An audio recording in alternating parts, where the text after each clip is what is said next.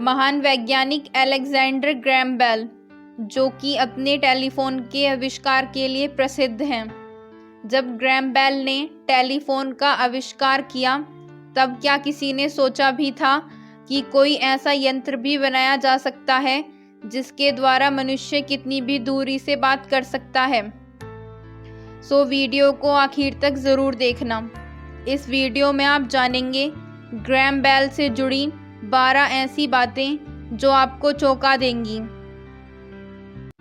Number 1, Alexander Graham bell का जन्म 3 मार्च 1847 में स्कॉटलैंड के एडिनबर्ग शहर में हुआ था। उनके पिता प्रोफेसर थे, जिन्होंने बेल को प्रारंभिक शिक्षा घर पर ही दी थी। बाद में उन्हें हाई स्कूल और एडिनबर्ग यूनिवर्सिटी में एडमिशन दिलवाया था। ग्रैहम बेल की विलक्षण प्रतिभा का अंदाज़ा इस बात से लगाया जा सकता है कि वे महज 13 वर्ष की आयु में ही ग्रेजुएट हो गए थे। नंबर 2, आपको यह जानकर हैरानी होगी कि सिर्फ 16 वर्ष की आयु में यह खोजी वैज्ञानिक एक म्यूज़िक टीचर के रूप में मशहूर हो गया था। नंबर 3, बेल ने महज 23 वर्ष की आयु में एक ऐसा पियानो बनाया था जिसकी मीठी आवाज़ काफ़ी दूर तक सुनी जा सकती थी। नंबर 4, ग्रैहम बेल को बहरे लोगों से काफ़ी लगाव था, क्योंकि उनकी माँ, पत्नी और उनका एक खास दोस्त बहरे थे।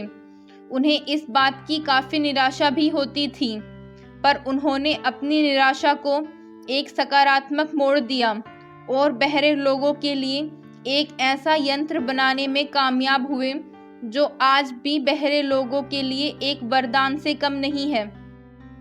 नंबर 5, ग्रैहम बेल को पूरा यकीन था कि टेलीग्राफ तार के जरिए ध्वनि के सिग्नल्स भेजे जा सकते हैं, इसीलिए उन्होंने इस पर शोध कार्य शुरू कर दिया था।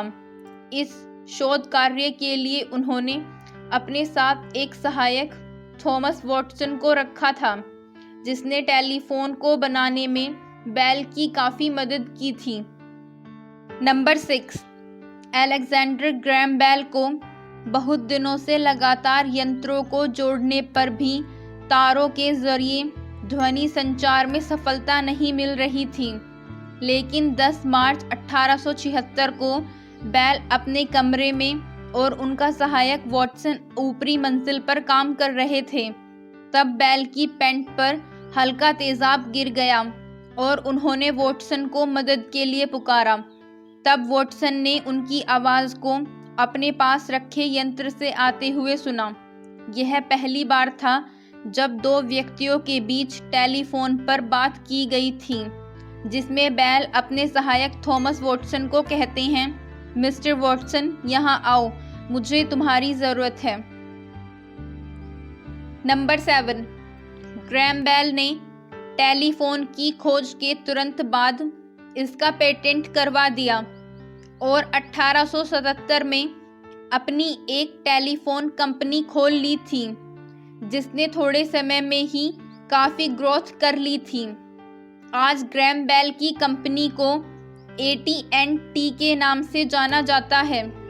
नंबर 8, पूरी दुनिया ग्रैहम बेल को टेलीफोन के आविष्कारक के रूप में जानती है, लेकिन उन्होंने तकनीक और विज्ञान के क्षेत्र में कई और अन्य काम भी किए हैं, जैसे मेटल डिटेक्टर और ऑडियोमीटर का आविष्कार भी ग्रैहम बेल ने ही किया था।